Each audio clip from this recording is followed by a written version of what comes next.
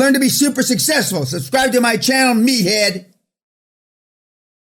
And so that's why I would have missed this. Plus, it's too small a deal. If I was a Disney guy with all the big capital they had, I wouldn't fuck with this. Of course, you never underestimate how wrong you can be. It was one of the great acquisitions of that time period. And, it's paid for itself overnight.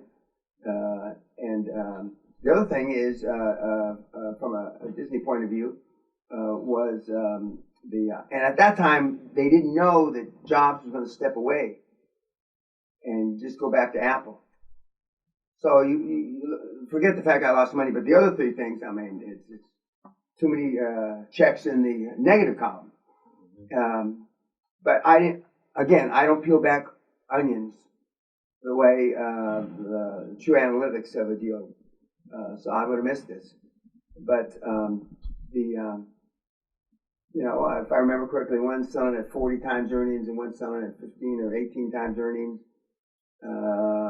But what made up for everything, and it's very akin to seller finance, $1 changed hands. It was a share deal, which is the same tantamount to seller's notes. One of the things that I may have neglected to mention, I normally mention the last day, when you're explaining seller's finance to bigger people, the example that you use is a share for share stock swap, because no money's involved, and essentially now if you're merging equals, that's not the case, but normally they're not equals. One is bigger than the other. So one of the companies is taking the risk that the smaller companies' note or shares aren't going to perform because for whatever reason. So that's always a risk. Again, if you don't ask for seller finance, once in a while, you'll get it. Now, a couple of you have told in their presentations that they're willing to take seller finance, or some even say the brokers say 20%. If they say 20%, the door is open for 100.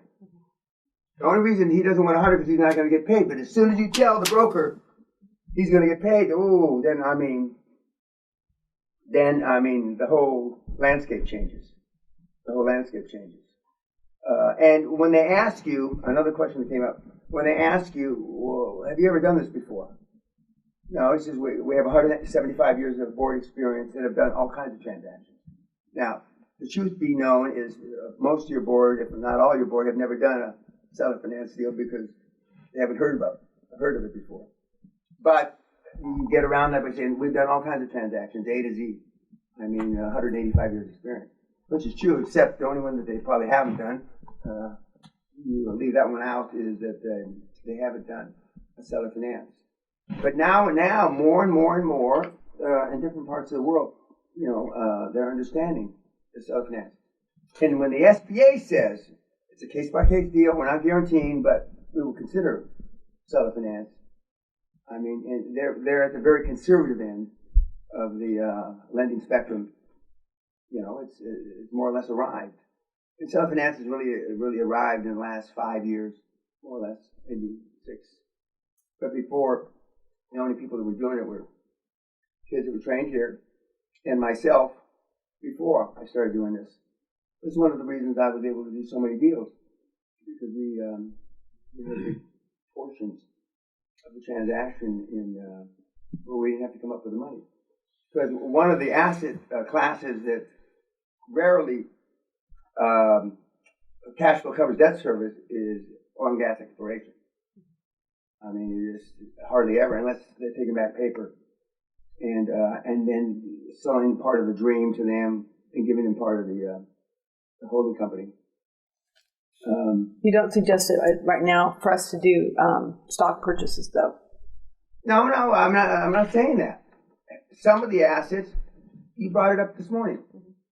If you have to wait 9 months for licensing, forget about it. Buy stock purchases so the license is transferred in 30 days.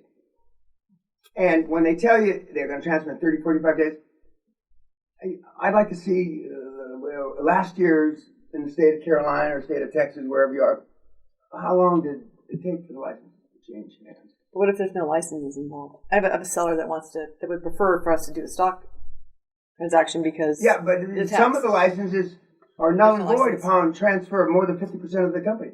There's no licenses on this one. Well, I mean, so nobody's registered. Correct. Okay, well then it doesn't matter. The seller just wants to pay dividends. It wants doesn't to pay capital gain instead of.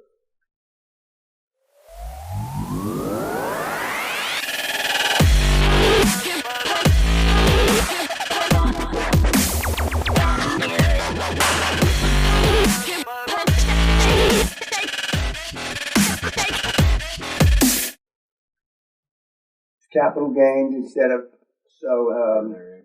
okay. They want to sell the shares. Well, well then it's a horse race. It depends what you want to do. No, not all share purchases turn into dog shit. But there may be a lien and you don't know about, and you can't cry that they didn't disclose it to you. The way you get around that, the best way to get around it, is to do reps and warranties. If you forgot something, blah, blah, blah, blah, blah, blah, and then they have to pay. But then enforcing a rep and warranty is not easy. And unless you're willing to fight or threaten to fight, and they don't want to fight, and then then they may come forward. But when you have any kind of seller's note, that's what you're clawing back on.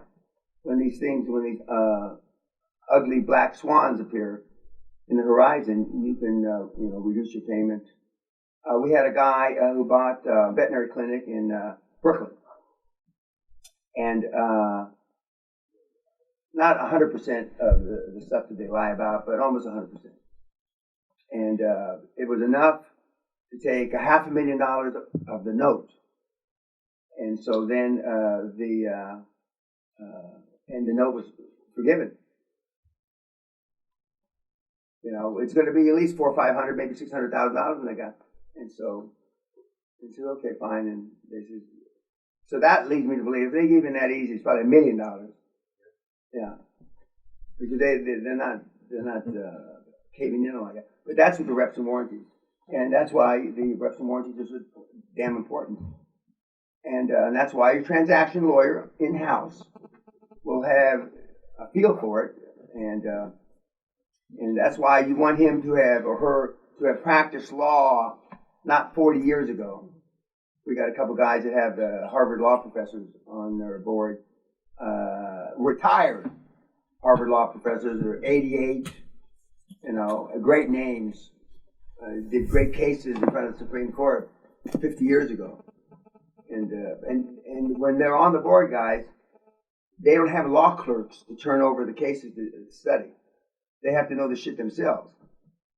One of the things that makes these the chief justices in the American system and in the European system so great is they have the biggest brain lawyers as their assistants, as their law clerks. And but you're not going to have a law clerk. And that's why I say having two lawyers on the board is good. They bounce ideas, and then they come up with a consensus for the board. Then you take it to the law firm outside, and you say, you don't show them what you came up with first. You ask them their opinion first, and then you say, well, why are my lawyers in-house coming up with a different opinion? Is it also good when your CEO is a lawyer? Oh yeah. Yeah, I mean, and sometimes your chairman's going to be a lawyer, okay? So but the CEO is fine. But it's like, it's not easy to manage lawyers like it's not easy to manage doctors. Accountants are easier to manage because they have these debits and credits. It's either a fucking debit or a credit. It can't be both. And in that regard, some of the best board members I've ever had are senior accountants, and because their perspective. Sally likes that because she's an accountant, but it's true. I mean, they think and they can follow instructions better as opposed to now.